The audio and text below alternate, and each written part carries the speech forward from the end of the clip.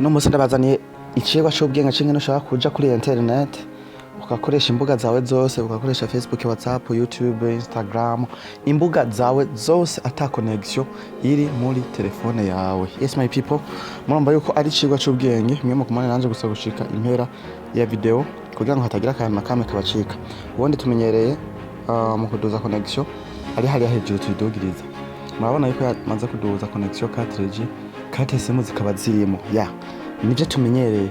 Uno munsi ndakuzanira icigwa c'ubwenge c'ingene ushaka gukoresha trick ukoresheje code y'ibanga ukaja kuri internet ugakoresha imbuga zawe zose ata connection irimo na kate simu zose waziblose. Utico cigwa cyo dufasha ryari bikenewe ryari. Murakunze kubona hari gihe ubuse nk'umuntu ariko arakugora kuri kate simu akaguma gutelefona kubipa akuvuruga. Nyene ukaba wumva umenga wozimya telefone. Mugabo uko wozimya telefone kose ukaca wumva umenga urashaka kuja kuri internet. Ukasanga umenga basi vyibura kuri WhatsApp ho hato no urakora. Canke ukabura dukora nko ku zindi mbuga ukabura isamara nko kuri Facebook mugo udashaka kunisha kuri WhatsApp. So uca ukoresha ino trick ukoresheje code y'ibanga ngiye kukwereka ituma uja kuri internet ata mamega ukoreshe bambe ata connection irimo. So ukaba uri mushasha ndagusabe wowe uravye no video ndagusabe banduje muri YouTube yawe no gushigikirana. Hanyuma nyene nkuko bisanzwe muri YouTube uraza turondera ibintu n'abantu wandika ijambo New Life Studio Bugenyuzi kugira ngo udushigikire nufasha ndiko ndakwisabira New Life Studio Bugenyuzi.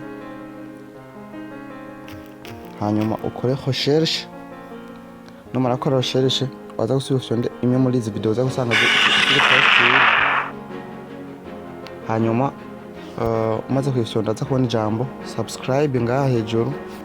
Bana hano handitse subscribe, ndagusaba uza gucufyonda kuri subscribe nkuko nta kigoye kuri YouTube. Ucusa kandi ufyonde kuri aka gakengeri ucugara ku gafyondeko aka nkuko. Hanyuma ucuca hano kuri all you get all notification ana video ndime utazoza uraronka. Yes my people, murabona ko ariko video nyinshi zitandukanye kuri no page izi zose. So tugiye kucigwa nyezina nta gutinza nyene no gukoresha umwanya uyu munsi ingene ushobora gukoresha internet zawe zose ukaja ku mbuga ata connection irimo. Reka dukuremo connection turabe, twugare connection ngaha turabe, sivyo turabe tuja nko kuri Facebook turabe tuyugare turabe yuko vyokunda ko umuntu akoresha imbuga ata connection. Murabona ko connection ayikuyemo. Reka turabe telefone wapi. Murabona yuko byanze connectez-vous à un réseau. Bakarambye ati ntivyokunda utagiye kuri rezo. Reka nanone nze ndashyire muri mode avyo kugira urazi ko ushize muri telefone muri mode avyo ni nkuko usa uwijimije amakate simu, uwijimije ikintu cyose kijanye na rezo. Reka turabe tuje muri Facebook turabe ingene naho bigenda yuko ho vyokunda. Yuko urabona naho nyene baranyankiye ngo nshire kuri rezo. So reka tuyivane muri mode avyo. Nitumara kwivana muri mode avyo citugura connection turabe cituza ngaho dusonda kuri light turabe ubona aho ingene bigenda. Murabona neza ivyo abantu bamenyereye ni automatique dushikira muri Facebook. Bana neza yuko Facebook ikora ari uko hariyo connection n'izindi mbuga zose. Kumana nanje rero ndabereka code y'ibanga. Mu gihe hazo hariho wa muntu kugora canke wishakira nyene ko telefone itana konsoma umuriro mwinshi hagigomba izime, navyo birafasha. Telefone ukazobona igomba kuzimana, ikintu ca mbere uzokora reka dufate ko telefone irimo umuriro muke, wewe uzoza aha tugurira ama connection. Abatahaza hano tugurira ama connection nawe giye yuko ubu gahunda ni yayindi nyene ni kugenda intambwe ku yindi step by step atakwiruka kugira ngo dutahure vraiment isezo nugenda pole. Uraza hano hejuru ukamanura nkuko. Ico uraza gukora etape ya mbere uraza kugura connection. Iyo niyo etape ya mbere. Hanyuma etape igira kabiri uraza kuza ushire muri airplane mode. Aka kadege telefone yawe ucishira mu kadege. sivyo my people. Telefone murabona namaze kuyishira mu kadege. Reka dusubire tuje kuri Facebook turabe nashize mu kadege ko bikunda. Reka turabe ko bikunda iri mu kadege.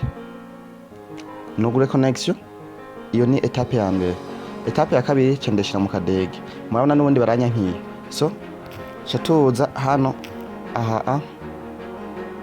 chatuza muri iyi application ya phone ndabereke code yibanga ituma ibyo bintu byose bishoboka. Uraza kuza ngaha ushonda akanyenyeri dièse akanyenyeri dièse ushonda igiharo kane ushonda igiharo gatandatu ushonda igiharo gatatu ushonda gatandatu ushonda dièse ushonda kandi ushonde akanyenyeri ushonda dièse ushonda akanyenyeri muze kuraba ni nafyonda akanyenyeri biza guca byugurukira ahandi hantu ya aha rero turaza guca tucano handitse phone information kuri aka gajambo ka mbere phone information.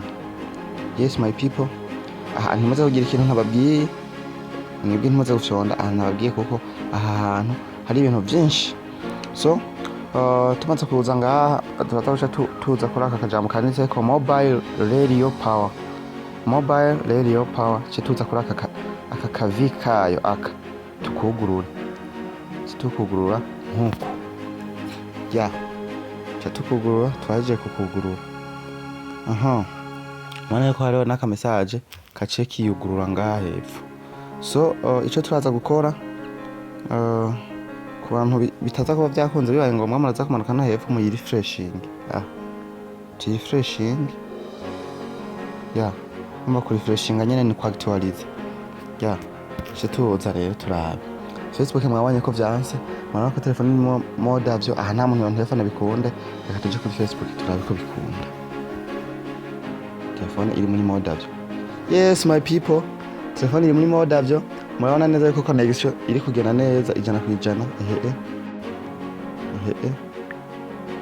murabona yuko connection iri kugenda neza. Reka banashaka mpere ku ntango ndabibereke telefone ni muri mode avyo ariko murabona neza ko ari automatique n'akabido ngano kugurura ndaza n'akabido no kugurura kuri kwamwe ndaza muri kumwe navyibonera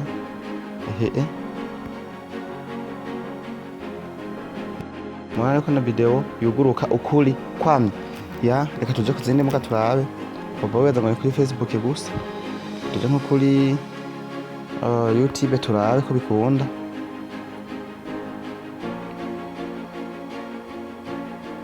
Turashesha nk'ikintu turashesha nka New Life Studio bugenyuza mwana ko izirashesha ndiko ndazika ukuri kwamwe ata connection iri yo muri telefone yanje ya like mwana ndashaka kuyikora kandi ata connection irimo ya my people.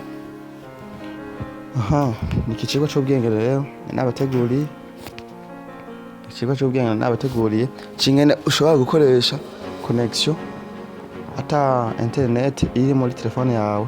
Rero mubane mudushigikira mu gufyonda subscribe komeza kudushigikira mubane natwe hafi mu gukora amapartage atandukanye muri Facebook hose twiberayo. Thank you for watching.